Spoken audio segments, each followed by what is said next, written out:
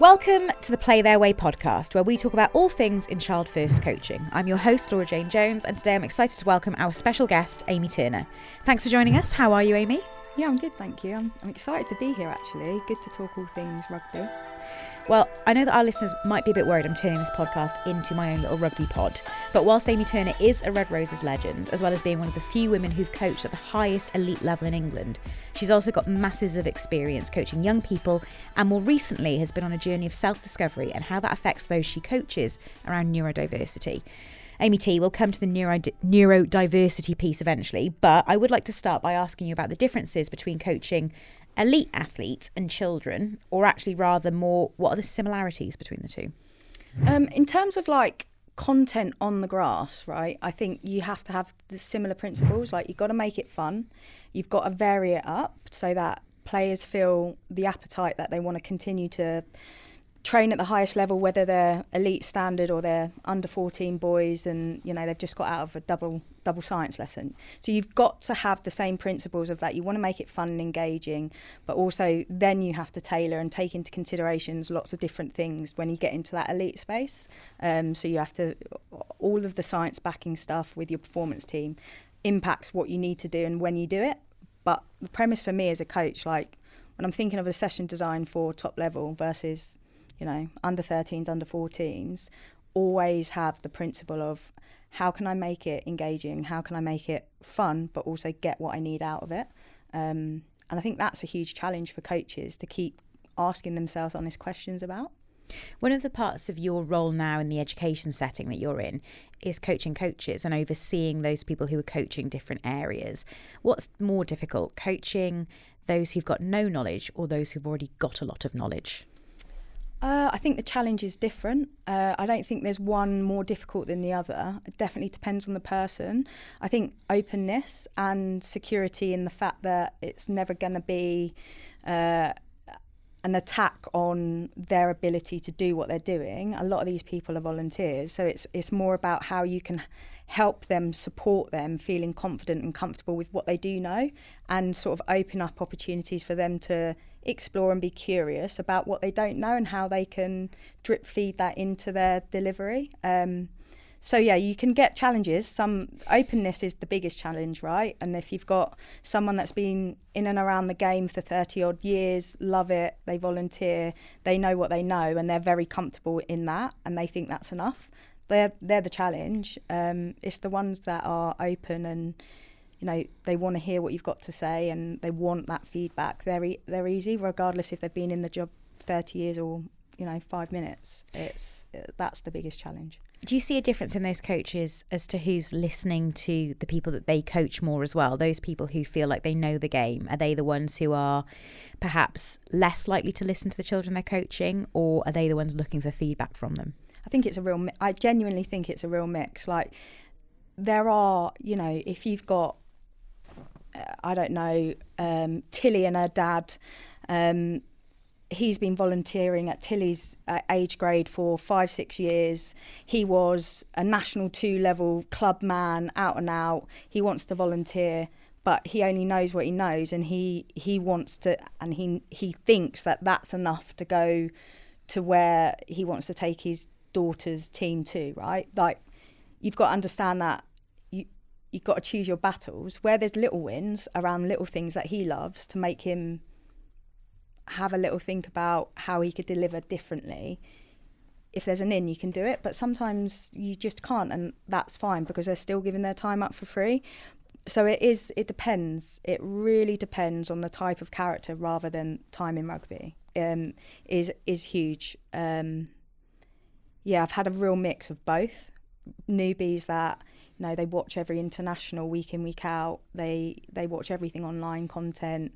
You know, all of those rugby bricks and like little little poddies of stuff to do drills, and I think they know, but it's all context driven. And they're the ones that are tough because they have all this access. They think they know what they're talking about, but it's completely dropped out of context to what your group that you're coaching needs. So that's the biggest challenge, actually, is probably loads of information, but are they putting it into the context that's relevant for their playing group? And that might just be fun. Like, I'm an under sevens coach. I don't want 45 minutes warming up. I want 10 minutes warming up, and I want it to be really fun. And that's the difference of openness. It's huge. You've brought fun up very early on, and it's obviously the cornerstone of what Play Their Way is about. But I know that for you, it's been a cornerstone of your own coaching philosophy. Is it something that we forget about? Hugely. If you're in a time-poor environment,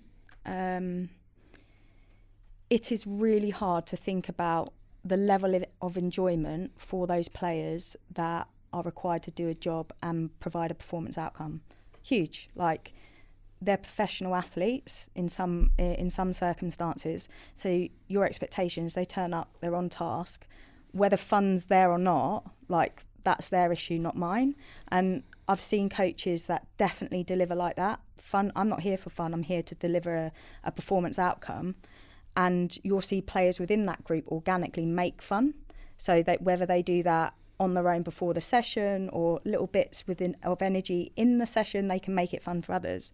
But I've seen coaches completely disregard that element.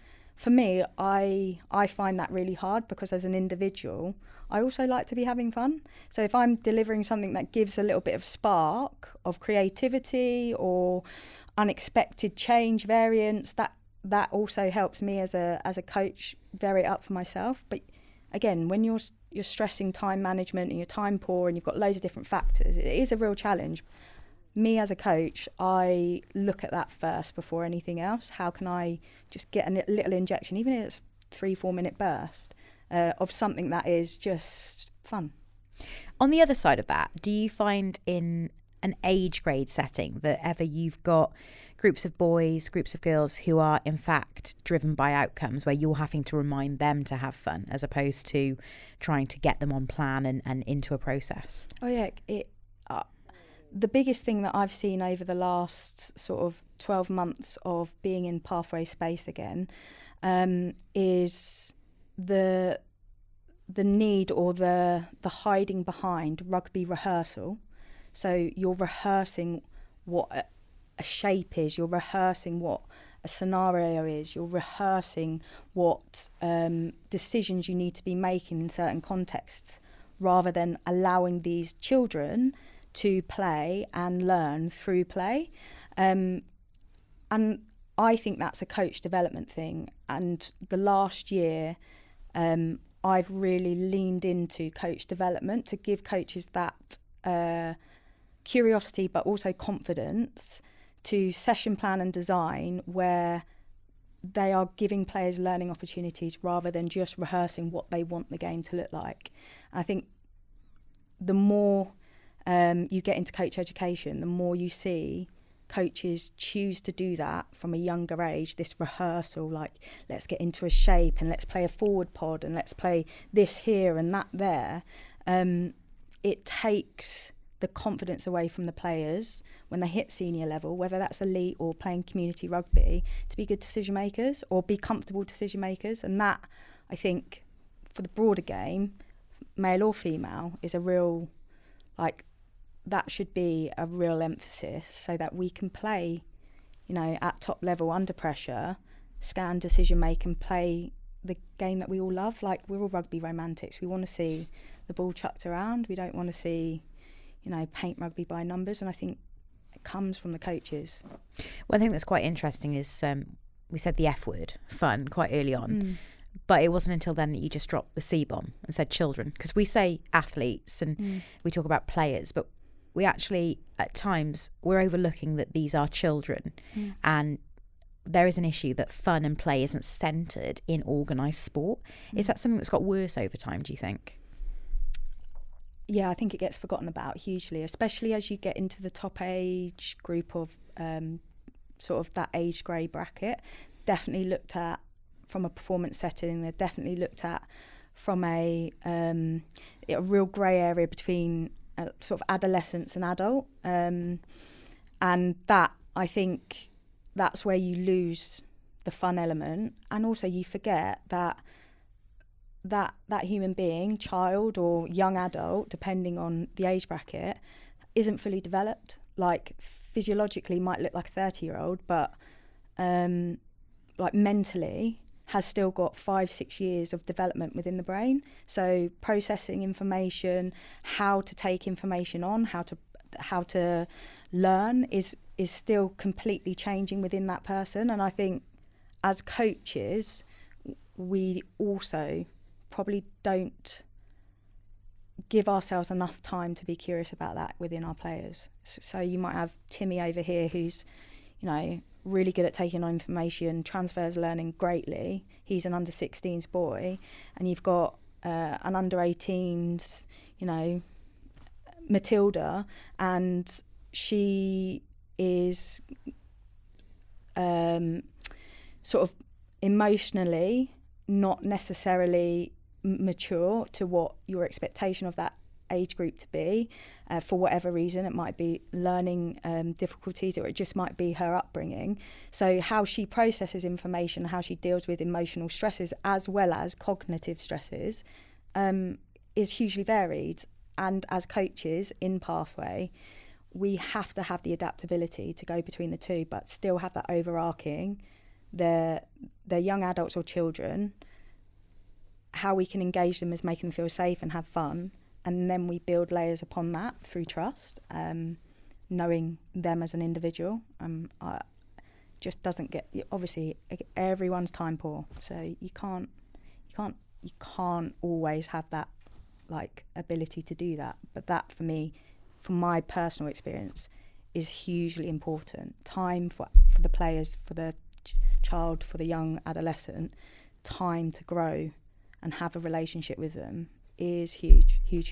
And I take a lot of personal pride, and to my own detriment of time, I give a lot of that because I love it. I do. I really love that engagement. Do we put enough recognition and emphasis around the fact that children do learn through play, and how much connection we make with them through those environments as opposed to a more structured environment? Yeah, I think there's a huge connection. I think there's a huge connection between trust and feeling safe to explore and fail through play. And if you don't have that, you go into structured drill or structured scenarios and you fail. It's like it's sort of like that is a funnel to that error, and that kid then feels, oh my goodness, I've made an error in a really isolated situation, which magnifies the error, and then the fear of failure comes in. Again, this is in my opinion. That's why giving them the opportunity to play and have fun. If the ball goes down but the idea was really good, so be it. If the idea wasn't necessarily good, you can stop it in that moment. If you could rewind that, what can you do better? Rewind it, let them play that play again. They've talked about how they can do it better, see if they can execute it. Like, you've got so many different ways to still create confidence and learning through not unstructured, but like through play, rather than let's take it to drill, let's take it to rehearsal, and then when there is execution errors, it's not this big, huge deal, and that everyone is then really fearful of doing. And that's when you lose engagement, especially at the young age. Kids just don't want to be a part of it because it's too much pressure. And that's, I think the play element comes from keeping kids in the game for longer and having that more than the performance element when you're time poor and you have to think about game model and you have to think about how you execute the week. There's a clear split. And I think that younger level, if you don't do that, you kind of lose them for top level, and nationally we miss out. So as a coach who is thinking about that biggest picture of top level elite coaching, how important to you as an individual is just participation and just kids playing and enjoying sport? Huge. I wouldn't have had the life experiences that I've had if I didn't have my local rugby club, where I had a load of really good friends that we all went to primary school together, and we just played. And we played rugby, but not only that, we played after rugby, and we were all together, like, you know, feral. We were completely feral for the entirety of the weekend, completely feral, but we're given that opportunity to play rugby together, love it, get some successes, get some losses, try different positions, but we also had that space and opportunity outside of school just to play freely and express ourselves and build relationships as a group by building bases or whatever it may be, playing a bit of football, different games, tag, whatever. And we were just outside playing. And I think those type of environments, no matter what the sport is a real hub for that sort of natural learning and socialising. And we talk about body literacy. How many times playing bass, climbing up a tree, falling over, learning, ow, that hurt. If I fall, I don't want to fall like that again. Those sort of things you only do by explore. And I think our generation now, it's really hard to replicate what I went through as a child, because there's so much more for a child to think about around technology, structured clubs. Parents want kids to be busy, which in some sense is great, but sometimes you just kick them out the door, come in for tea and let them go and work it out. And that's very much, I don't think I would have had the experiences and the confidence and the socialising that I've had if I didn't have that space at a rugby club, for sure. I know that there'll be people listening to this who are grassroots coaches, parents who are probably thinking, well, Amy Turner's had this idealistic life. She's been an elite athlete. She's coached elite sport. What they won't realise is that you had a very proper job at one point that a lot of people wouldn't want to trade places with, and you were a police officer. How much were your experiences in that field, in that area, something that's informed your view and opinion of participation for kids in sport and the importance of them having this avenue for play and fun? Again, huge. I grew up, very working class. First person in my family to go to university, and as a result of that didn't work out. So I went into policing. And again, from a family point of view, there was only one other family member in policing. So it wasn't necessarily an avenue that we were all going down. We're very much a tradie type family. So for me to do that, parents were incredibly proud of me.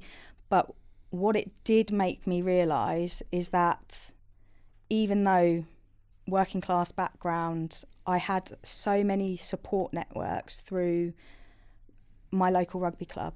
So you talk about that sort of takes a community to bring up a child, 100%. And going into policing and seeing the segregations of different communities and seeing neglect in such an extreme way, and then no access to any outlet to let kids explore and play and find their own social settings and have that fun, you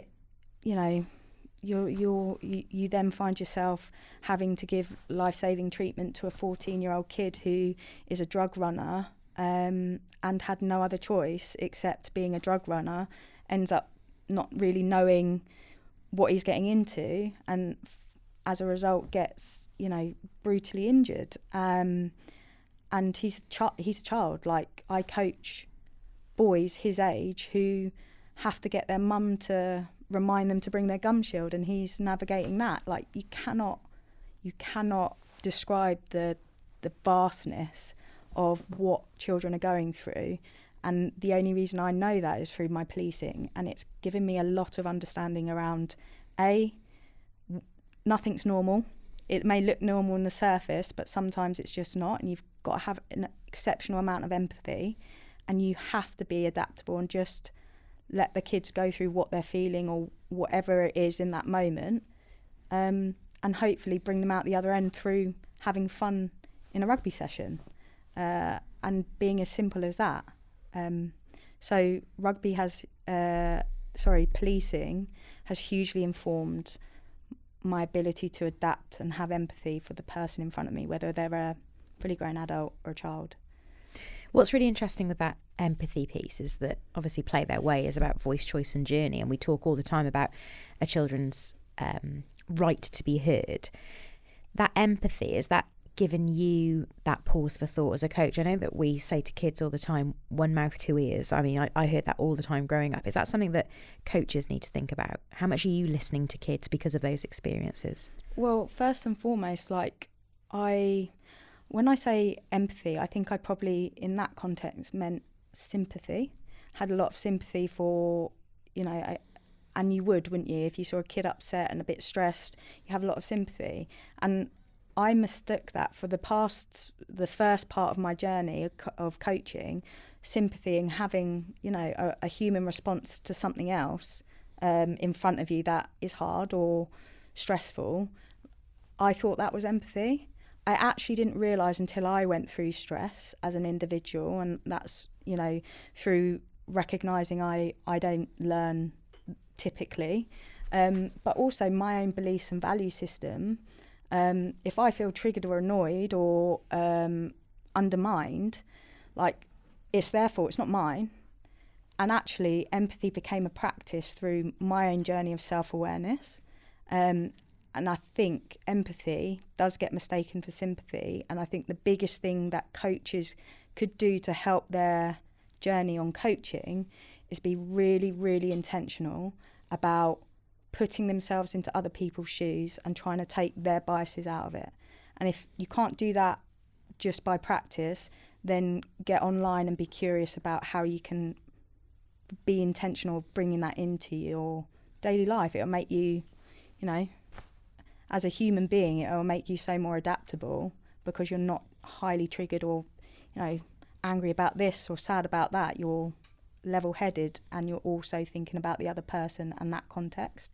And that has been huge from leaving the role as a head coach of Harlequins and going into Pathway, having the affordance to be like, okay, how can I make myself better as a human being to impact younger people and have an impact on their journey in rugby? And empathy is hugely, hugely number one on my list for that. How much has that been a difficult move from when you talk about policing and you talk about those children in those environments who are, you know, living in corners of society that are widely ignored but we should be turning our eyes to coaching in a affluent private school environment? These children all have different challenges, and these children in the school setting you're in now have challenges. How do you recalibrate and say, okay, these children might not be living in poverty and they might not be surrounded by crime, but they've got challenges relative to themselves? How do you find the empathy to deal with that? It's a really good question, because you would assume, like, you know, every child that's in a private school setting is coming from privilege, and they will have privileges, of course, but the pressure of that privilege, they may not come from a family of wealth. That whole family might be contributing for that education in hope that 15 years down the line that child has got themselves an education and a job that then cares for that entirety of the family. So there's context like that. And it's given me a different challenge on my own biases from being brought up, again, families of trade background, state school orientated, working class, working man's sort of rugby club.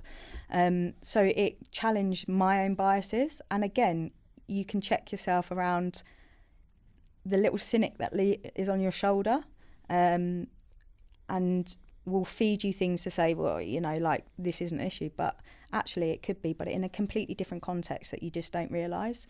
And at first I thought I wouldn't have many of those sort of challenges around interactions with players and, you know, treat the human in front of you. You have to deal with parents, and you have to deal with parents' expectation, and it's not a government funded school, it's a parents paying school or a guardian paying school. So their expectations might be higher, or they may expect differently from you as a paid individual to make their son's rugby experience better at that school. So that also is a challenge, because I've done it for different reasons, performance outcomes, but this is another outcome. They're paying for my service. What am I doing to ensure that that service is being provided to their child with their child's needs in mind? And that's been a huge challenge for me to consider and think about, and make sure, again, at the age group that I'm working with consistently, it's engaging, and those boys are having fun, and they're having competition, and they're progressing and developing, not only as rugby players, but as good human beings that impacts their whole school journey. And that's that's been a wonderful space to be in, because I didn't expect to be in that space, I don't think. We make an assumption that these children are perhaps some of the most privileged in society, but is there a risk that they're the ones who perhaps lack self-autonomy the most? Yeah, there's going to be, if you've got all of this, if you've got, for example, a big wealth buffer, mum and dad can look after you, support you financially, and you can have whatever you want in terms of equipment, you can have whatever you want in terms of time, and you've got a nanny, and you've got a chef, and you've got a driver, and they're all getting you from A to B. Of course, as a youngster, you're going to lose that ability to have autonomy. And as a result of that, confidence to make decisions, confidence to feel vulnerable in spaces. And I'm talking sporting context. I'm not talking about anything else, but like little things like dropping the ball, or, losing a bit of kudos within your peer group, like not having the skill set to be able to go X or Y, or shut up, or I can do that again, give me another go. You'll find boys, especially in the context that I'm in, the boys that really struggle with that. And that's where you as a coach have to facilitate how you deliver what you deliver, in a way that they feel okay with failure. So you can grow that autonomy to like, yeah, I failed, and what? I'm going to have another go. I'm going to tell my mum about it when she's home. And little drips like that really help. But yeah, there's huge amount of autonomy, diversity within. Some kids, get the bus there and back and it's normal, or what I perceive as normal. What other kids do is I don't perceive that as normal. Get a car there, car back. They've got support of household staff looking after them, and mum and dad are away a lot. Like, it's a completely different set of concepts to think about, but struggles may be the same. Behaviour issues for lots of different reasons. Are you seeing in this age group, decision paralysis increasingly as well? Decision paralysis, it genuinely, it depends on the coaches that have looked after them previously. And I'm going back to what I've seen and what I've learnt from my time in Pathway, broadly from the women's pathway to Harlequins pathway, and now I'm working with Hampton Boys.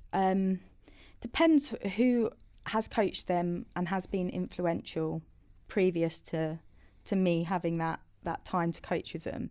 Because some coaches might be really good at encouraging decision making because they're comfortable in facilitating learning within that group. Some coaches may not be comfortable with the ability to facilitate decision making, so they go to structure, they go to high certainty, high outcome, and they explain and talk through that to the nth degree, and it might be an under 13s group. So that to me isn't engagement, that's rugby rehearsal for someone that perhaps isn't comfortable in their delivery, to encourage decision making and give them team performance on the weekend, but do it in a fun, engaging way. And that's where my coach developer hat goes on. I'm like, you know what, he probably could do with a bit of support, or she could do a bit of support to help her feel more comfortable in her session planning. So is there paralysis? Yes, there is. Do I think there's more so than what I knew 10, 15 years ago, or when I played? No, I think the challenges are the same. It's just the ability to gain information is more, so you tend to see a lot different variations of it, like how you coach. I've got to ask you about one individual player, because it's a kind of chicken and egg or nature nurture thing. So if we're looking at players who are at the top level, who play with creativity and freedom, are they a result of having creative and free coaching? Ellie Kildun, who you've coached through Pathways and at Harlequins Women, she's a Rugby World Cup winner. She plays with so much freedom. Do you think she's a product of having a coaching ethos around her while she's been growing up that said, go and do what you want out there? I can't say to wholeheartedly, because I don't know all of the coaches that have given Ellie her journey as a player. But what I do know from knowing Ellie and having worked with her, she is incredibly creative on and off the pitch, and she is high energy. So if she's got something in her head, she will, like, that is it. She is on that, whatever that may be, whether it's to do with her photography or to do with a strike play from a midfield scrum that she's been thinking about and can't get it out of her head, and she wants to talk about it.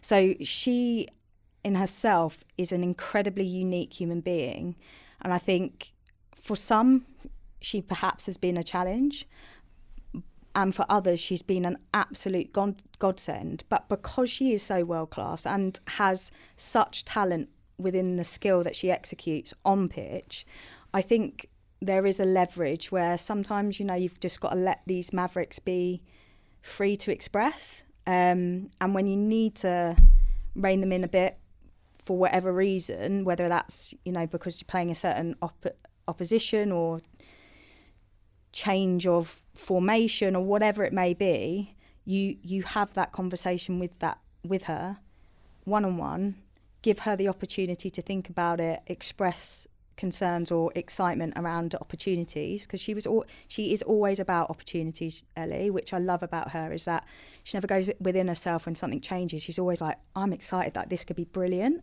and that's what makes her exciting. So she's a very unique learner, and I think Harlequins and the type of club that Harlequins are, which is all around enjoyment, having fun, and nurturing these players that have that creativity, I think that has been a huge suit for Ellie to be able to express and excel and become a world-class player. That I definitely think has been a contributing factor. But Ellie's one in a million. You know that we don't churn these out year on year. She's someone that is exceptional, and everyone that gets around her, A, needs to be able to support her, but B, also give her the hard truths to require her to stay on task. And I think from what I've seen since me leaving Harlequins, she has that balance quite nicely with her peer group as well. She's got a good peer group around her. So it's funny that you called her one in a million, because it's evoked a conversation I had with a former PE teacher yesterday about someone completely unrelated, but we were talking about somebody that we'd seen, and this PE teacher I was talking to said, I taught him, he could have been Wales's greatest ever player, but he had ADHD. And it was interesting to me that the PE teacher who I was talking to, former PE teacher, almost used that as acceptance for writing that person off. And it quite neatly brings me round to the fact that you yourself have recently had an ADD diagnosis, despite the fact that you have played the game at the highest level and coached at the highest level. Does it explain things about the way that you played, the way that you learned? Is it helping you understand the way that you coach? Is it helping you understand how you are going to coach those with neurodiverse issues? Definitely think it's given me an awareness of recognising similarities in how I learn. I'm not a professional in that area, but noticing the similarities in how I learn in someone else and going, that's interesting. Like, I can relate to that, so I can then facilitate a different way of that learning taking place for that individual or for the group, because as a whole I've noticed a few of those. So from an awareness point of view, it's been huge.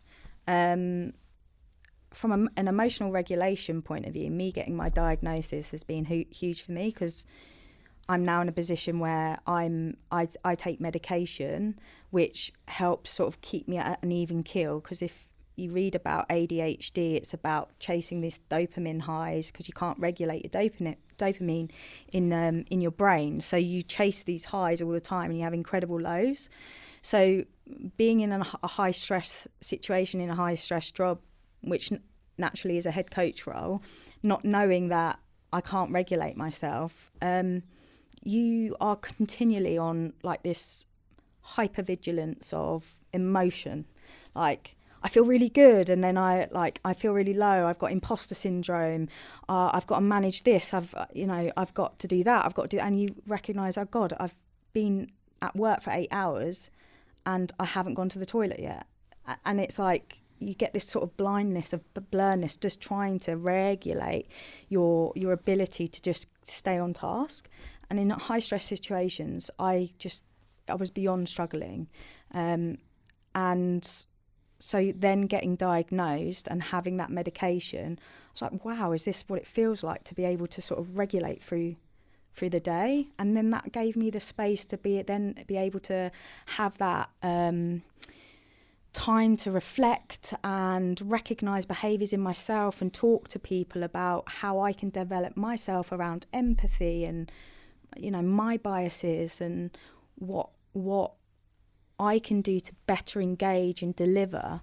Like, it was just an absolute blessing. And I will always now see the opportunity in someone that learns differently than seeing it as a barrier. Whereas you asked me 3 years ago about the same question, me being undiagnosed, me being, naive within my coaching journey, not having the experience that I've had, and got X in front of me and they're just not getting it and they're getting frustrated and then they're disengaging. I'm like, well, if she's lazy, she doesn't want to learn, or he's lazy, he doesn't want to learn. That's my decision made. And you lose that opportunity to develop someone into an exceptional player. So that journey from ADHD and ADD and recognising it in other people but in myself has hugely benefited the people that I've worked with, including staff, to my ability to deliver and feel confident in my delivery of how I'd go about things. Those characteristics of ADHD, that up and down, is that something that's transferable not just to perhaps students who are on a spectrum, but also just hormonal teenagers? Yeah, hugely. So if you're getting an under 15s or under 16 side, boys or girls, at 3 o'clock in the afternoon, having had a whole day at school, for a fact they're going to be dragging their heels and they're going to be tired, or they're going to be completely overstimulated and they're going to be wild. So what do? You bring them in, you give them the opportunity to get together, have a quick chat, and then you play. You play. You give them the opportunity to have fun, have those little ones and twos, build a bit of confidence, get the blood flow into their system, get their imagination and creativity going. Then you bring them in, then we can get on task. So I know straight away with an age group of that at 3 o'clock in the afternoon, either way, I'm going to need to rein them in. So whether that's bringing them up or bringing them down, I can do that with play. And that for me has been through my journey of understanding the highs and lows of learning diversity and my own learning journey, and how I process and take on information is not typical. So yeah, hugely. You've got huge self-awareness as a coach now. What is your one piece of advice that you would impart on another coach? Curiosity. Don't always, sorry, I'm banging the side there, I'm getting really into this. I would say it's curiosity. I think it's okay not to know everything.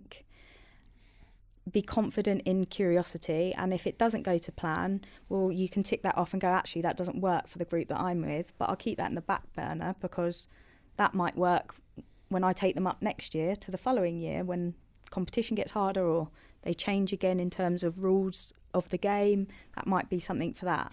So curiosity, and sort of kindness to yourself to stay curious, like be secure, try stuff. If it doesn't go to plan, fine, just bring it back. As long as it's fun, no one cares. Like, cross it off. Okay, that didn't work because I didn't really get as much out the breakdown that I wanted to. Fine, but did they have a hoot? Yeah, they did. Okay, so think about the breakdown. You can then try something else next week around the breakdown. Just be curious and make sure the premise is always fun, because the kids remember the enjoyment rather than the skill that's been repped or delivered over and over again, especially at age grade. Obviously, it's different at senior level, and I'd still say curiosity and openness are the biggest ones from that elite level. Use the experts in the room, and your players are the experts, right? They're the ones in the current game, in the current moment. Yes, you might have a philosophy of how you want them to play, but ask them. And if you're not asking them, why are you not asking them? Is it fear? Is it insecurity? Or is it are you that sort of openness, or are you hell-bent on doing it your way regardless?